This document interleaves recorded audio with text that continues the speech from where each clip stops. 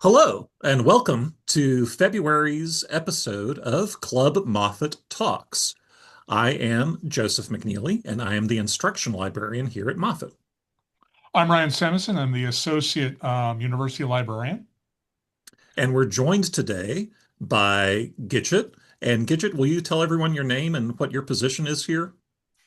Yes, my name is Gidget Pettibon. I'm the Senior Associate Director for the Tutoring and Academic Support Programs Office here in the Moffat Library. Thank you so much. And thank you for joining us today. We'll go ahead and start off easily into this episode by having some general discussion about the things we've been reading or watching or playing. Ryan, do you want to start us off? Well, I guess I'll start with one of the things I've mentioned to you is I've watched the first 5 episodes of Starfleet Academy. It's fine. It's not for me. It's not what I'm looking for in a Star Trek show, but that's fine. I mean, but what angers me is the number of people out there who hate this show, how this show is an affront to everything they believe in, and how it's destroying everything good and right in the world, and that all of the showrunners should be taken out and shot. It surprises me the amount of vitriol that is out there for these sort of things, and how much people think that they own a franchise, that they deserve the franchise should only be developed in the aspects that they believe in, and it surprises me. It's very much a Gen Z show, so our Gen Z watchers out there, I say a majority of them will you guys will probably enjoy it. I am Gen X. It's not for me, is what I'll say. It's just not for me. But I recognize that it's well written. I recognize it's being well acted. I recognize it's being well produced. The writers are a lot of the really good writers who love Star Trek and believe in Star Trek. And so I don't understand the hatred. Oh, the absolute hatred for this series. Hmm. Anyway, that's my rant for the week. Yay. Thank you for letting us be here for that. Yeah. Got anything else going on? Really? It's as you know, we had Snowmageddon, or we had basically the campus was shut down almost for an entire week, 2 weeks ago. And we've been playing catch up. We've been busier than heck trying to get caught up on all the stuff that need to get done. That and losing a week like that is a problem because you then spend the 2 weeks afterwards trying desperately to make up for all the things that you missed out on that lost week, and that's what we've been dealing with. So as you know, it's mostly been just one thing after another thing. We haven't actually gotten to any of the projects we wanted to get started on, or anything wanted to do. And honestly, I get home and I crash a lot of times just because I'm tired. Yeah, yeah, yeah. I understand that. Mm-hmm. Gidget, what have you been up to recently? Have you been reading any books you're enjoying or watching any shows you're really liking? Well, was reading the series The Fourth Wing. Hmm. It's sci-fi fantasy type series. I don't know if either one of y'all have noticed it. I know some of my tutors here have been reading the series. Right now, there's only 3 books she's released. There'll be a 4 and a 5, but it seems to be very popular among college students right now. So, Mhm. but it's really good. You know, dragons, magic, Uh-huh. fun fantasy type of thing. Um, Shows. I really don't have much time for shows. High Potential. I Oh, do yeah. love that one. Have you seen that one? Yeah. You're watching the American version or are you watching the original French version? The American version.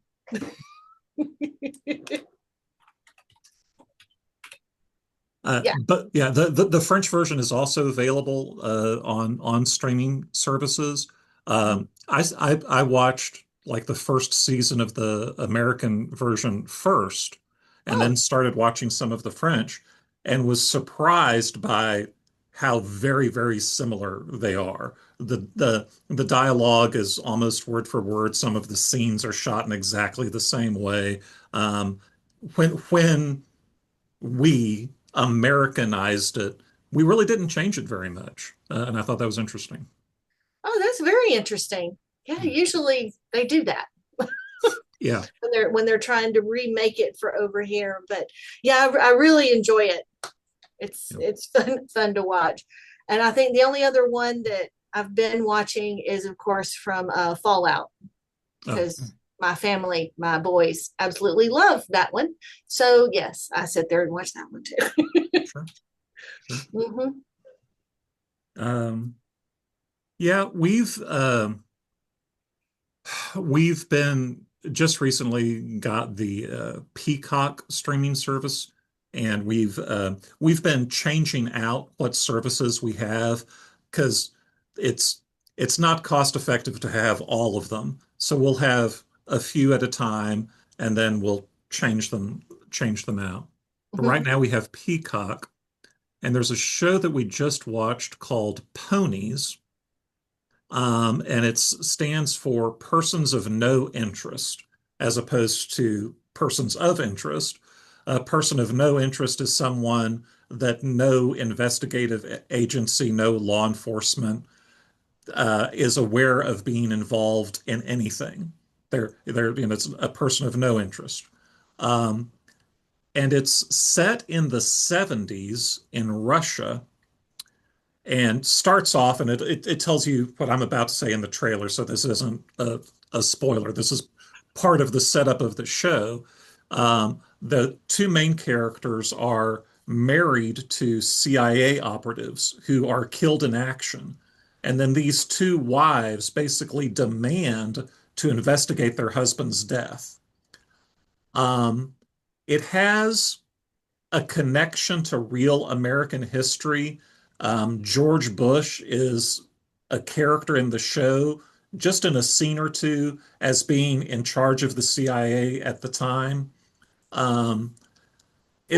it's an interesting show. It's kind of a comedy thriller, but the things that I love the most about it are the costuming and the music because it's the wide collared shirts and jackets, and everyone looks like they're going to a disco, and they've got the 70s music, and it's just amazing. I love it.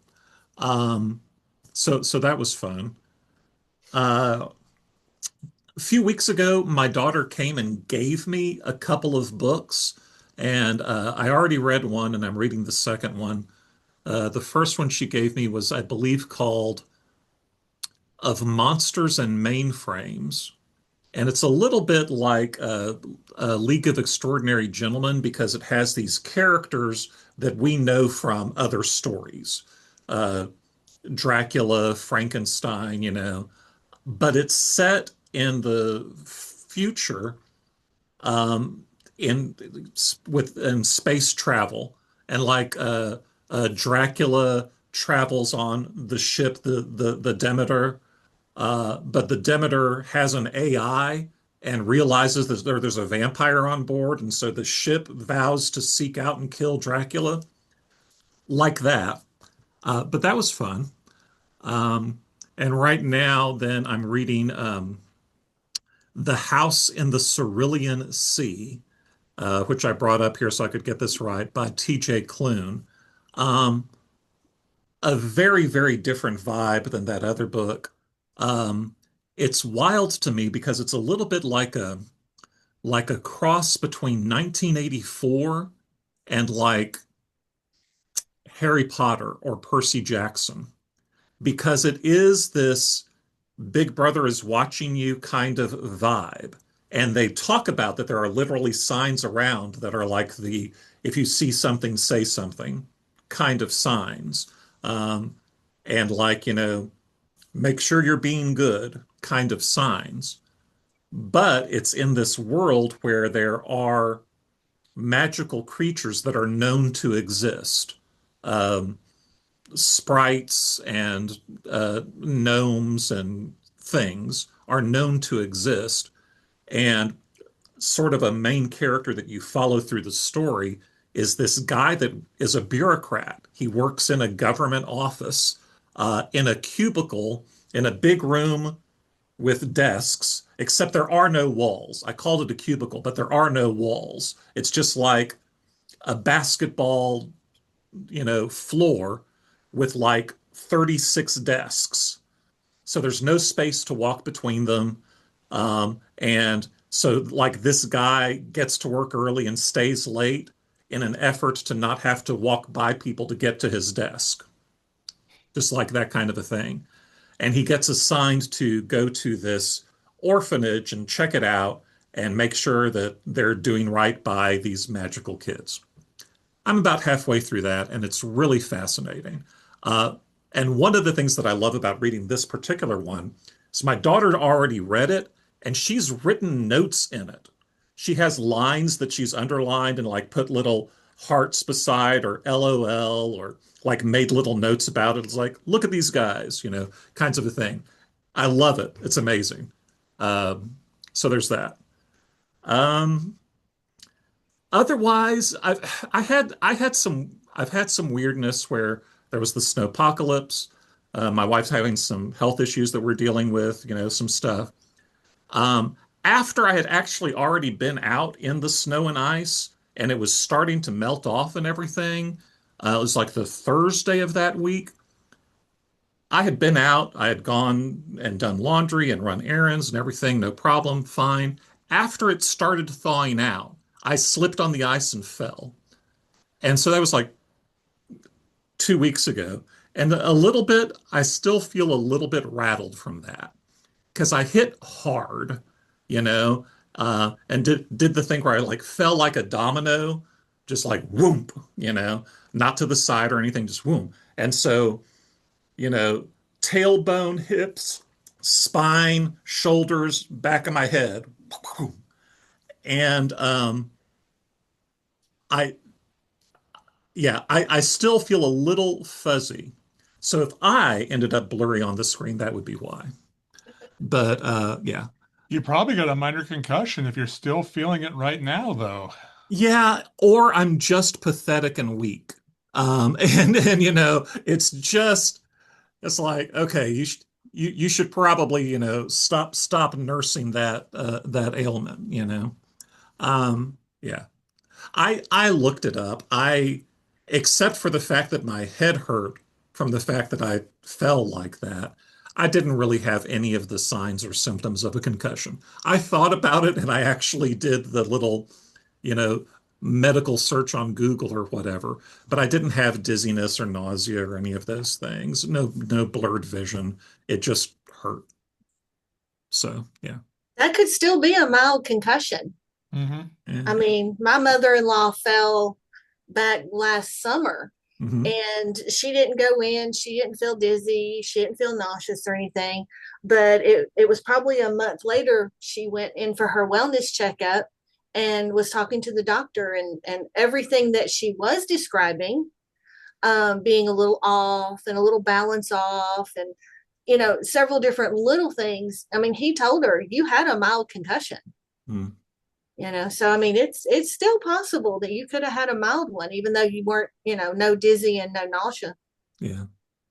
Yeah. Yeah.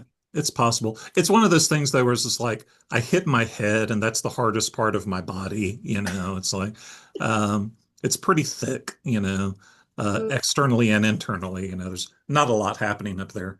And well, but it's also a thing where I don't have a particularly high threshold to pain, but I am stubborn and I have a thing that in my brain where I'm all like, well, this is just the way that bodies work. Like, I remember being like a young teenager, not like 18, but also not like 6. I was 10 to 12 and we went to the shoe department because my mom had decided I needed new shoes. Not because my shoes weren't fitting, but it's like they were starting to get worn. I needed new shoes.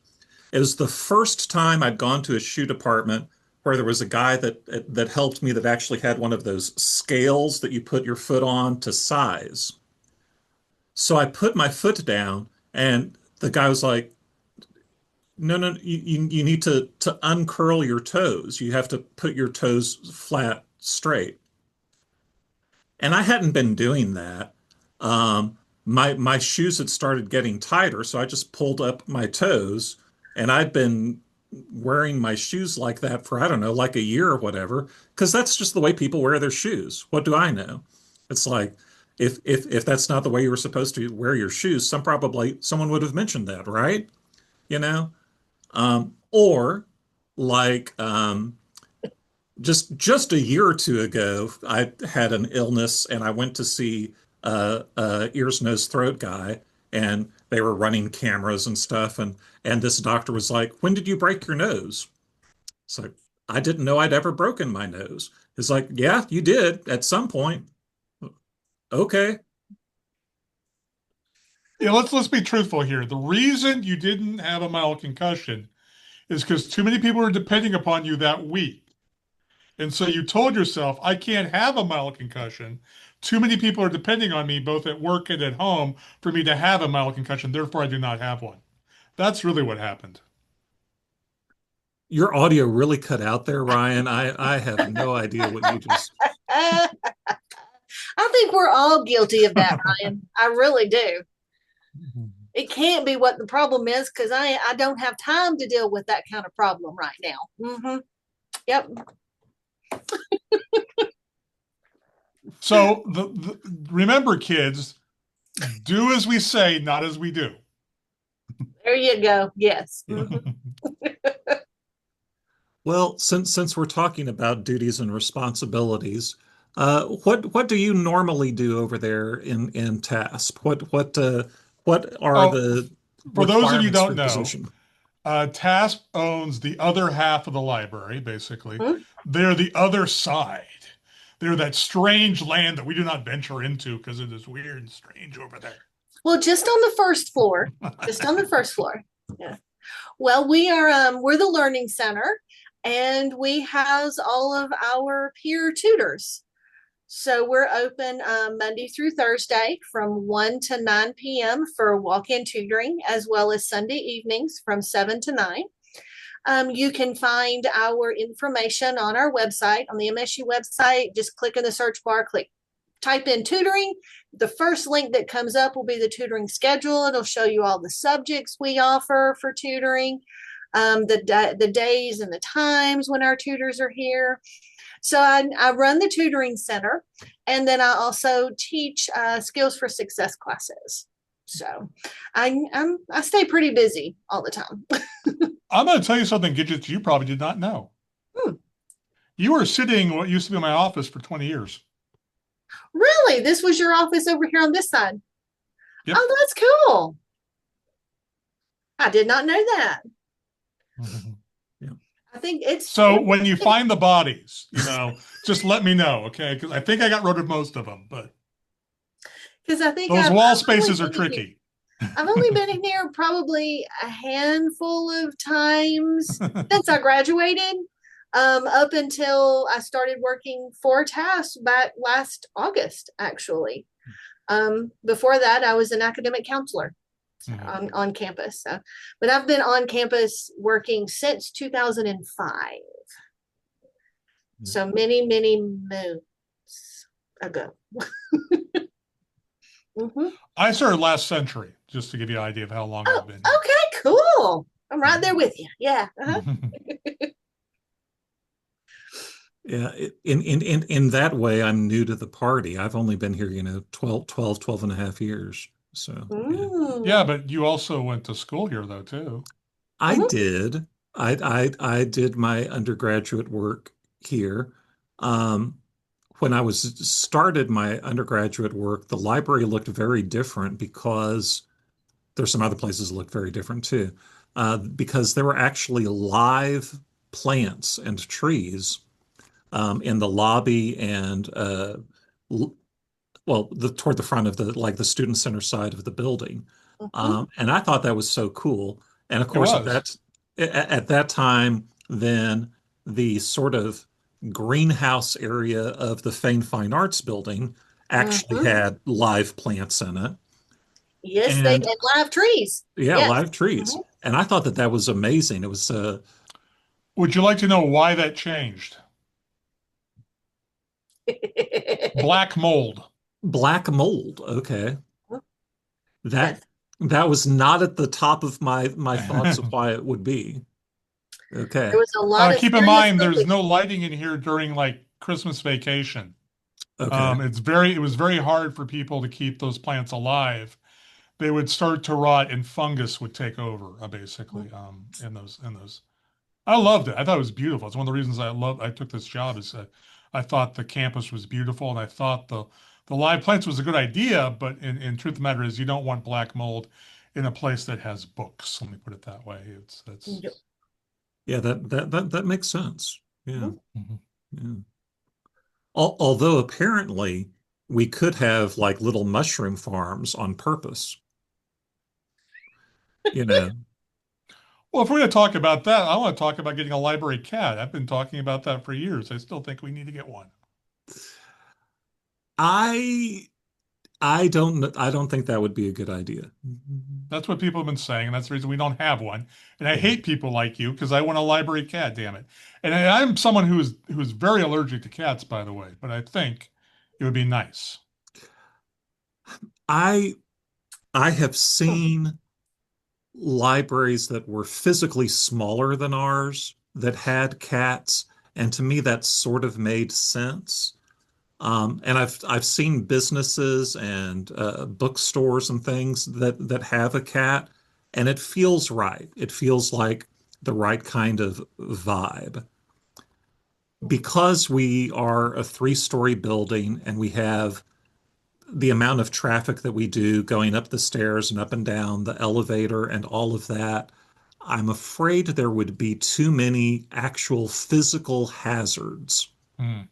to be good to have an animal in here regularly like that. And of course, that's without even thinking about the possibility that we would have patrons with severe allergy issues. Hmm. Valid points. Anyway, you were wondering what we talk about in the show, Gidget. This is the type of stuff we talk about. I mean, just Mhm. train of thought, what's going on this week? What do I think about stuff? Well, we're The going to do an open house on Friday in the tutoring center. Oh, Ooh. cool. Friday is National Nacho Day.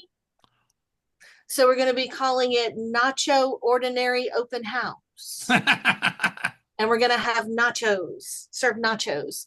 That's awesome. Mm-hmm. I'm all for coming up with occasions to have food. No, you're more for really, really bad puns, but well, that's That is another thing Hey, that I'm hey, hey, hey. supportive of.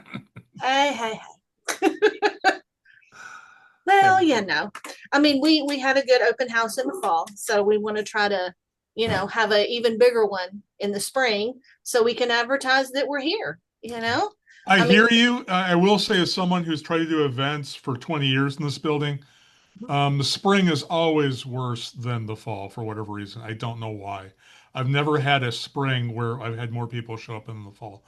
The fall, I think that summer break revitalizes the kids and gets them really interested in doing new things again.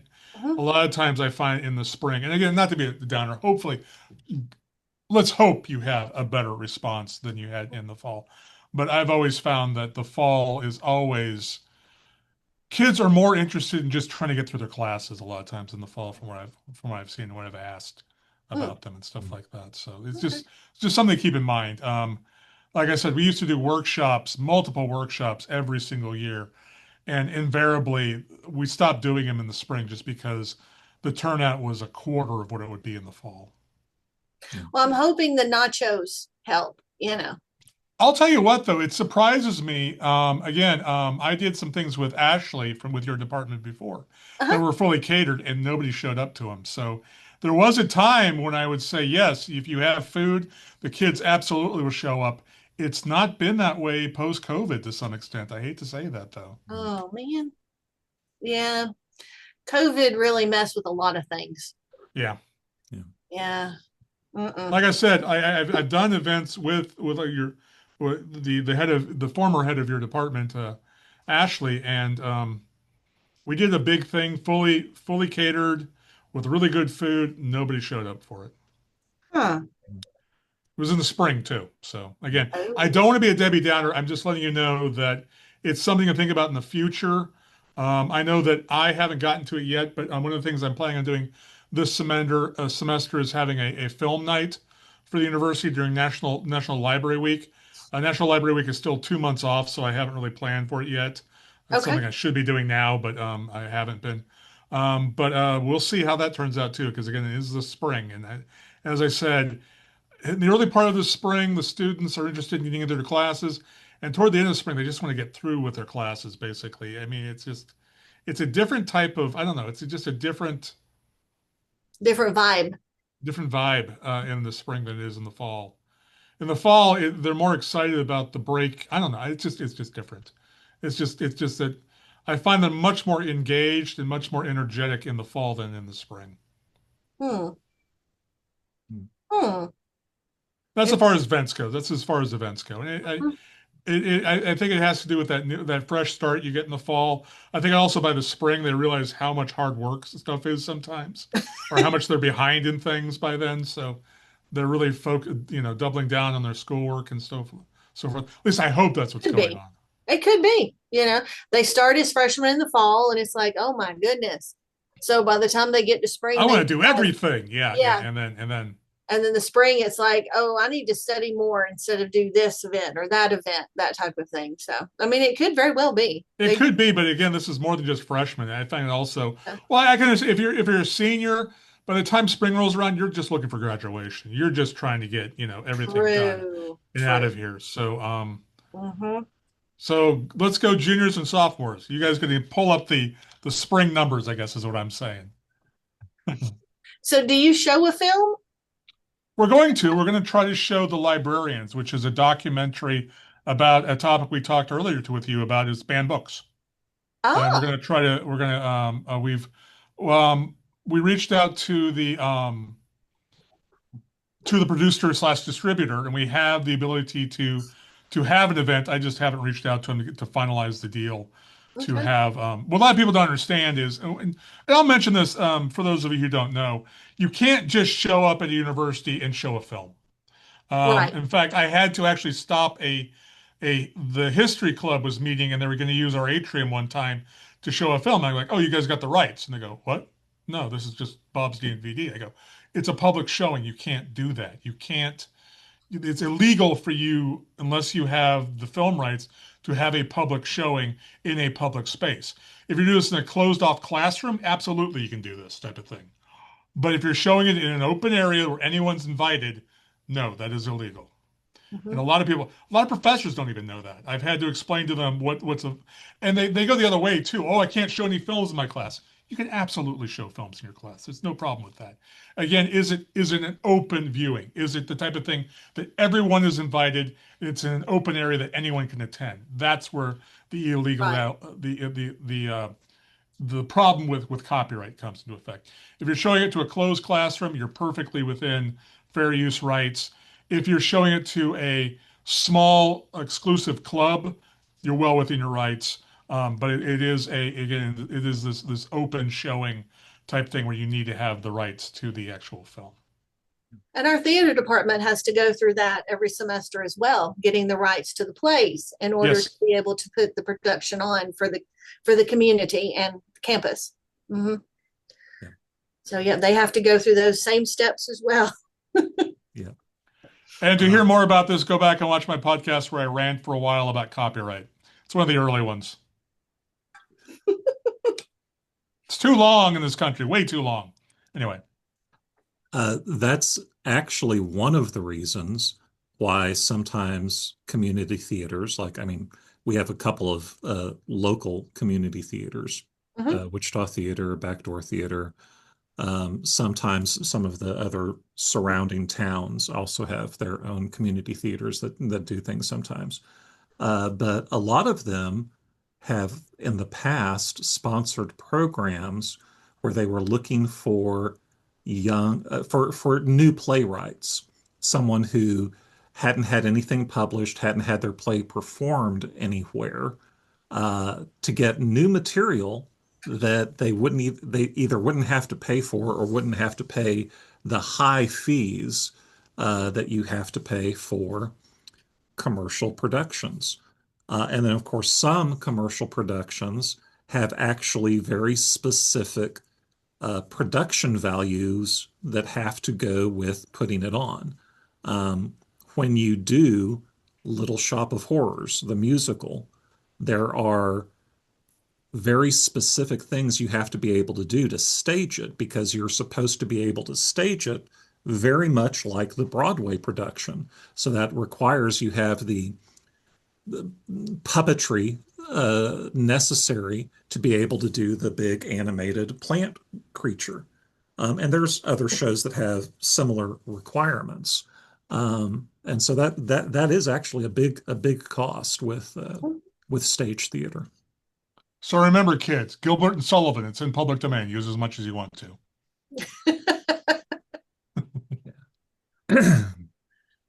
Mm-hmm. I had the opportunity to go out with your overvisor, Dr. Bunch, Phyllis. We went with I went with her to a couple of outreaches to visit classes to talk about what TASP and the library have to offer to students. And I saw her do a few things that I thought were interesting. One thing was that she was talking about you because she said that TASP started using a photo of you in their website before you worked for TASP because it's like you were sitting at a desk and we need a picture of someone sitting at a desk. Perfect, and put it on the website, and now you actually work for them. Mm-hmm. So that's one thing. But then also one of the teachers that we were talking to, because Phyllis was showing TASP's tutoring schedule, and the teacher was like, "You don't have one for my class." And Phyllis was just like, "Who's your best student? Send them to us." Mm-hmm. Yes. And I was like, "Amazing." Just boom on the spot recruiting. Um, Oh, and by the actually, way, I will do an update to that. TASP is currently looking for a statistics tutor. So any of the students out there who have taken statistics and think they are good at statistics, TASP is currently looking for a statistics students. I know this because I was with Phyllis today and last Friday, and she was basically stopping everyone over in Bowling Hall, asking me if they knew anything about statistics. So again, if you're looking for a part-time job here on campus, they are currently looking for statistics tutors for the TASP department. I'm also looking for chemistry. I'm in need for chemistry. The student, if you would like to type thing, the requirements, you have to be at MSU for at least one full year, 2 long semesters, and a cumulative GPA of 3.0 or higher. And then in the classes you're looking at tutoring, you need A's or B's in those classes. But the tutoring application is out there on our website. If you would like to, if anyone out there listening would like to think about it, the application's on our website. You can fill it out. You can email it to me. My email is on the application as well. And you just need a letter of recommendation from one of your professors. And they can email that to me as well. They don't have to send it, snail mail through campus mail or anything like that. They can email it too. So we are in need of a few subjects. Yes.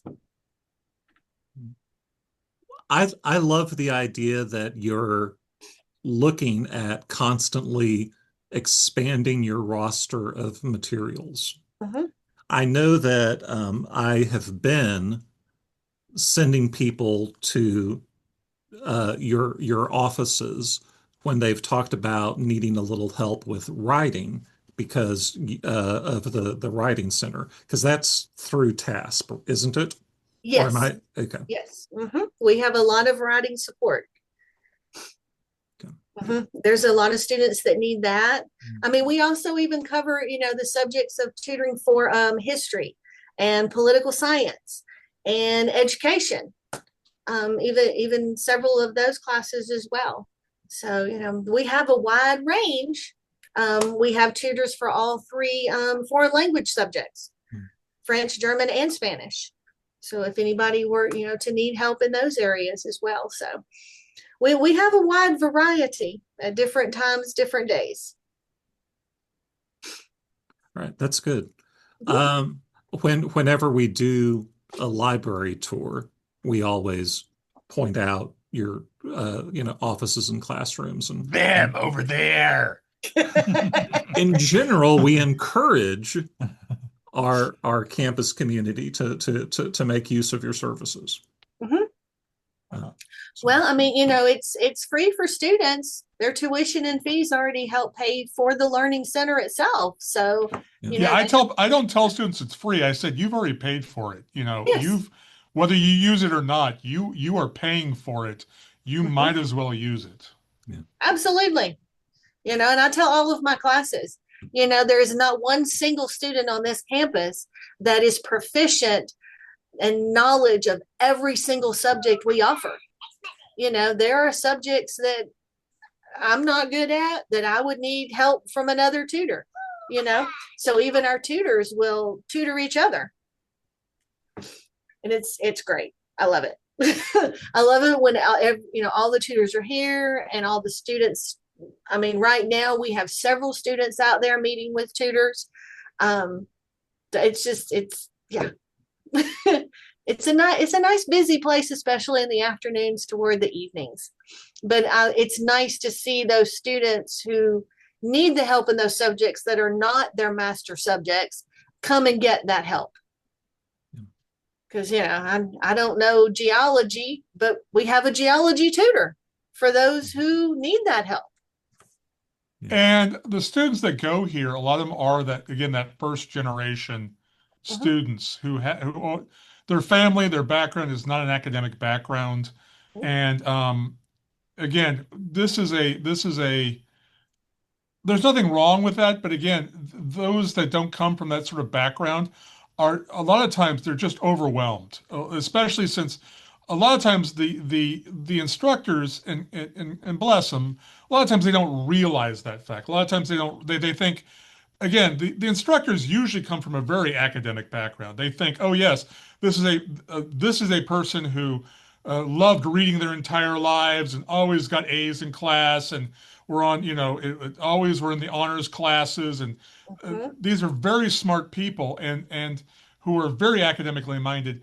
And so a lot of times they don't realize how difficult it is for people who don't have that type of background, who don't have that type of expertise.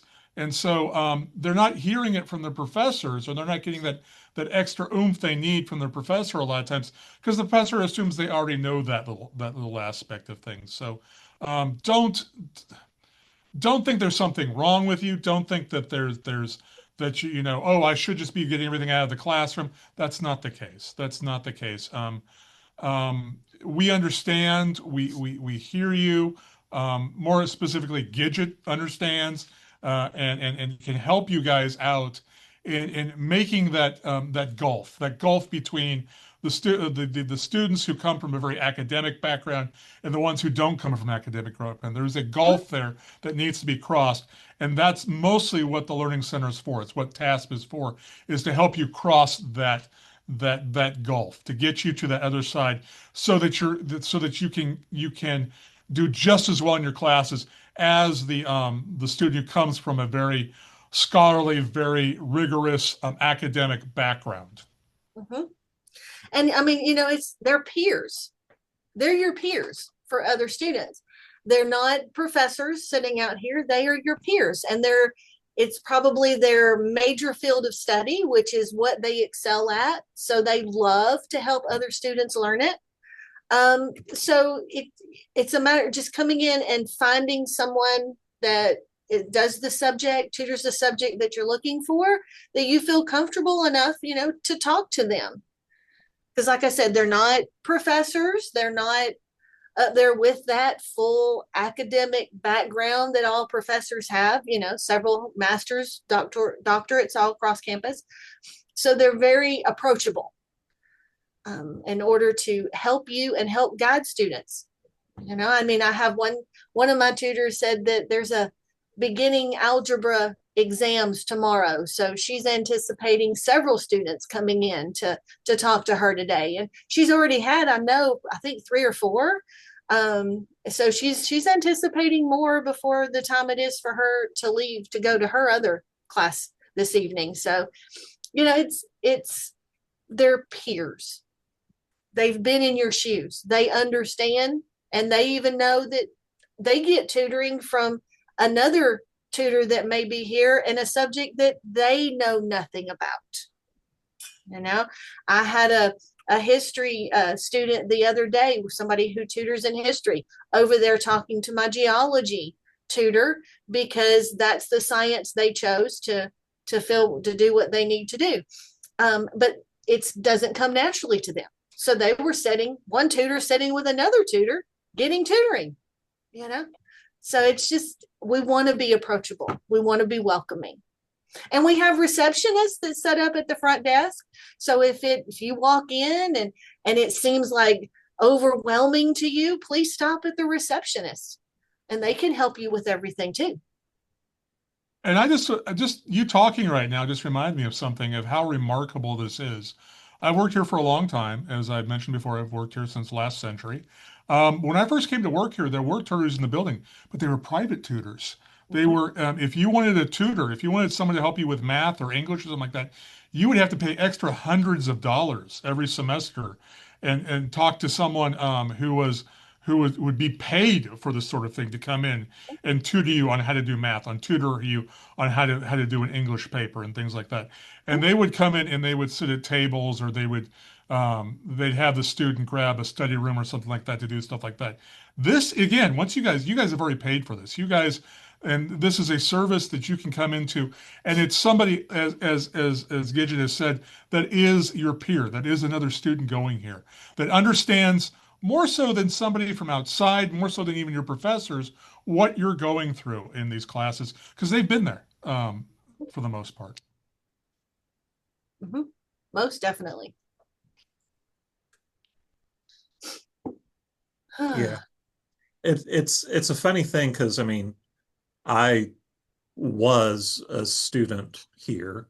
I mean, I did a thing where I took a decade break in my undergraduate program. As we all do. I did the same like thing. like you do, to get married and have children and stuff. Uh-huh. And then came back and finished up my degree, where I started my degree in the 1900s and then completed it in the early 2000s.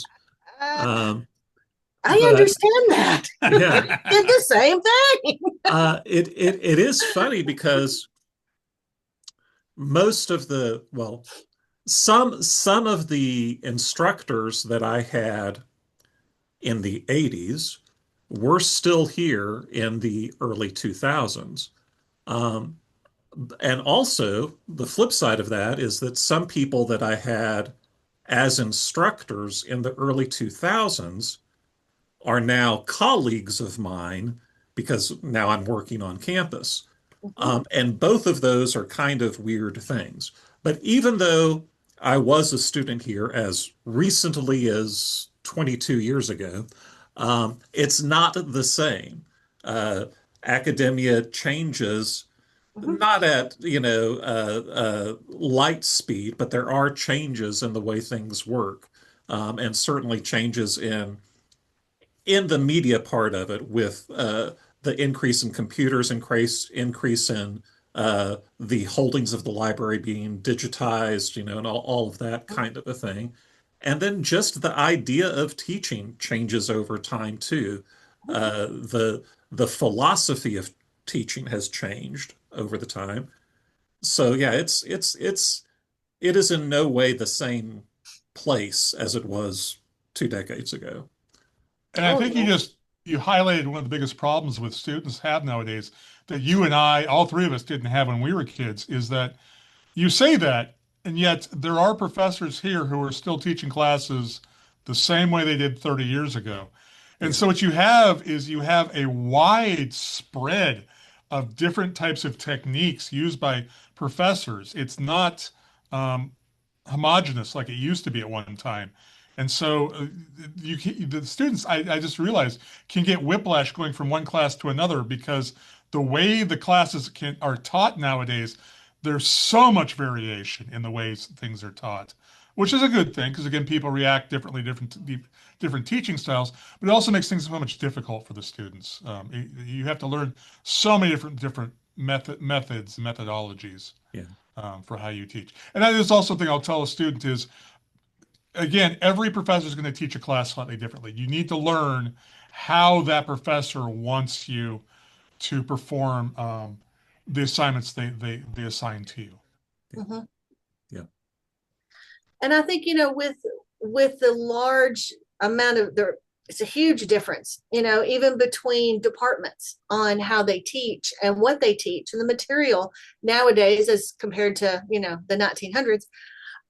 One thing that we have started doing in TASP, Dr. Bunch will do it, inviting students to come by and take a learning assessment to where they understand their own learning style. And then from there, maybe give them some tips and tricks that could help them with their studying techniques for the different classes. Because like you said, different professors teach differently. Well, different students learn differently.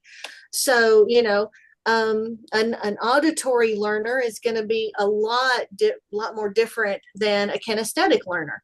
So, for some students, they don't even know what that means. So we offer that ability. Dr. Bunch will talk to a lot of students, have them complete it, and then talk to them about, well, this is your learning style. So you're a kinesthetic learner. So sitting and reading a textbook for 4 hours is not going to do you any good. You're not going to get all the information you need from it. So let's try doing these things instead. So, just as professors have changed, students have changed. We've all, when I got my bachelor's, there was not computer stuff, really. We had to go in person. I know you guys are going to remember. You had to go in person to register for your classes. Yeah. Oh, yeah. Uh-huh. Yeah. And it was a great thing when they opened up the telephone. Oh, here's the thing I hated too is the seniors got to go first. Oh, yes. I mean, yeah, and stuff like that. So Oh, they still do. They still do. Freshmen are the last on the list of getting any choices of anything. Mm-hmm. Yep. Which never made sense to me because I'm like, you've got the senior. The senior's gonna go to school here. They're gonna finish their degree. The freshmen are the ones you really need to impress. I mean, that didn't seem fair to me, but anyway. It didn't, it doesn't really make much sense to me either because the freshmen and the seniors are not competing for the same classes. True. So why does it matter if one gets a few days ahead of the other when they're not all wanting the same classes? Because they're on different levels, So I don't know. Maybe that'll change in the future. I'm not sure. That's the way it's always been done. Oh, I hate that phrase. Oh, I hate that phrase. Ooh. No. Mm-mm. Nope, Okay. don't like that phrase. Mm-mm. Well, we have been talking about a variety of subjects for almost an hour, so it's probably a time when we should think about wrapping things up. Before I go over some local community events, Gidget, did you have anything that you had intended to say today that you didn't get out? No, because I already talked about our open house that we're going to do this Friday. That was the next thing on our agenda. That and still looking for tutors on some of the subjects. Okay. So outside of that, we don't have anything else at the moment. All right. I'm just going to go over just a few things that are happening in our local area. Stage 2 Dinner Theater is performing a play version of the 39 Steps. They have showings going through February 21st. The Dillard College of Business Administration is hosting a business etiquette dinner in the Comanche Suite of the Clark Student Center on Thursday, February 26th. You can contact Hannah Jones to RSVP by the 20th. The Wichita Falls Museum of Art at MSU Texas is hosting a Crafter Noon on Saturday, February 28th from 2 to 3. The Crafter Noon is a relaxed drop-in art time for makers of all ages.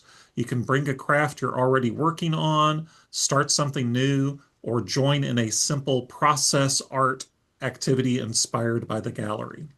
MSU Texas students are especially encouraged to unwind and create in a low-pressure social setting. Remember that the fourth day of March is recognized as a national day to March 4th and to do something new or something you've been meaning to do but haven't done yet.